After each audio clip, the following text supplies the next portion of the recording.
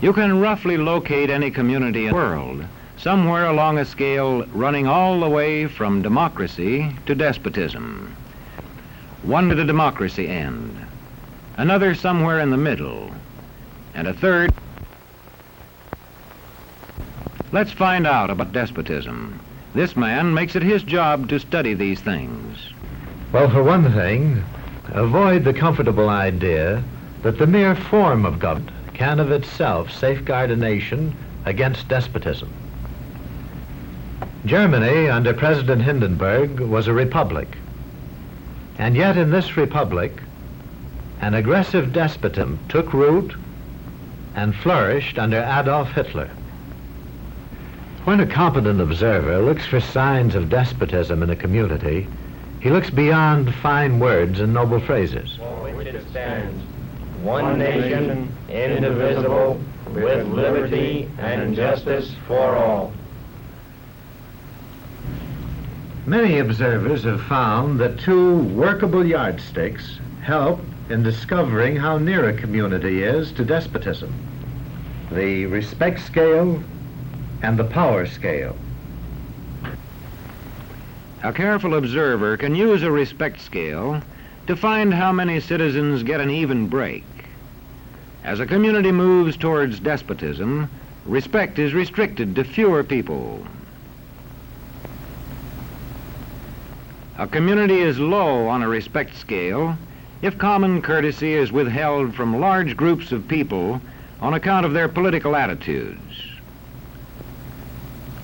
If people are rude to others because they think their wealth and position gives them that right, or because they don't like a man's race or his religion.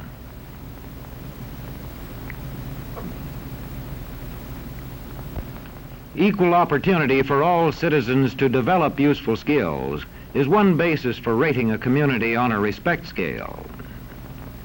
The opportunity to develop useful skills is important, but not enough. The equally important opportunity to put skills to use is a further test on a respect scale.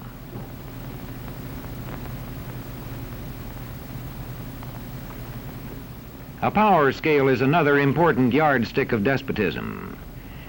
It gauges the citizens' share in making the community's decisions. Communities which concentrate decision-making in a few hands rate low on a power scale and are moving towards despotism. Like France under the Bourbon kings, one of whom said, "The state, I am the state." Today, democracy can ebb away in communities whose citizens allow power to become concentrated in the hands of bosses. What I say goes, see? I'm the law around here. The test of despotic power is that it can disregard the will of the people. It rules without the consent of the governed. Look beyond the legal formalities of an election in measuring a community on the power scale to see if the ballot is really free. If the citizens can vote only the way they're told, a community approaches despotism. When legislatures become ceremonial assemblies only and have no real control over lawmaking, their community rates low on a power scale.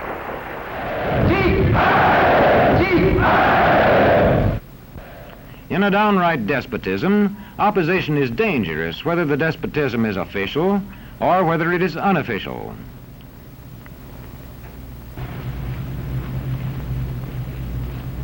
The spread of respect and power in a community is influenced by certain conditions, which many observers measure by means of the economic distribution and information scales.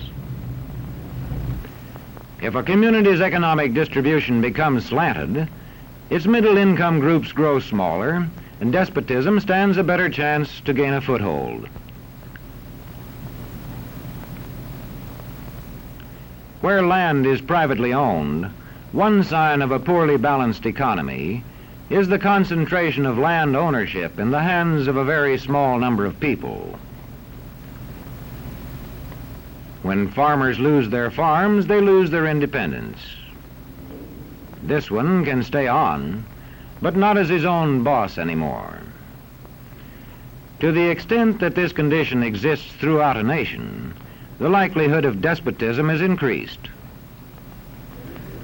In communities which depend almost entirely on a single industry, such as a factory or mine, maintaining economic balance is a challenging problem.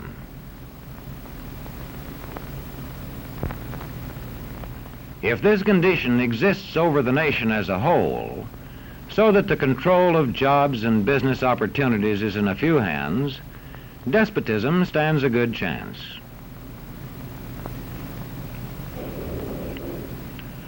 Another sign of a poorly balanced economy is a taxation system that presses heaviest on those least able to pay.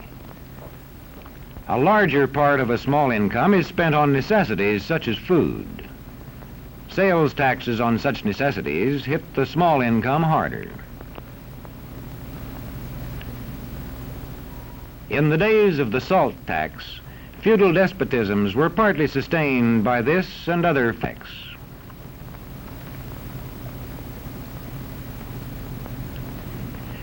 A community rates low on an information scale when the press, radio, and other channels of communication are controlled by only a few people, and when citizens have to accept what they are told. In communities of this kind, despotism stands a good chance. See how a community trains its teachers. Bear this in mind. Young people cannot be trusted to form their own opinions. This business about open-mindedness is nonsense. It's a waste of time trying to teach students to think for themselves. It's our job to tell them. And when teachers put such training into practice, despotism stands a good chance. These children are being taught to accept uncritically whatever they're told. Questions are not encouraged. How can you ask such a question? Have you got a textbook? Yes, ma'am. Does it say here that our law courts are always just? Yes, ma'am. Then how dare you question the fact? Sit down. And so we aren't surprised when... But it must be true. I saw it in this book right here. And if books and newspapers and the radio are efficiently controlled, the people will read and accept exactly what the few in control want them to. Government censorship is one form of control.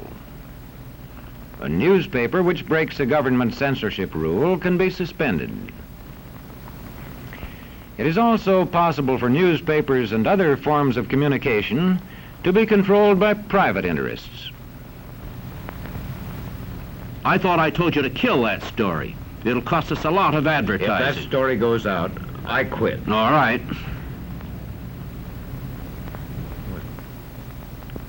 What sort of community do you live in? Where would you place it on a democracy-despotism scale?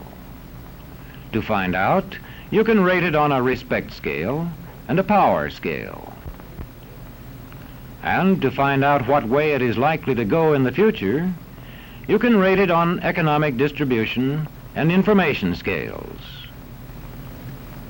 The lower your community rates on economic distribution and information scales, the lower it is likely to rate on respect and power scales, and thus to approach despotism.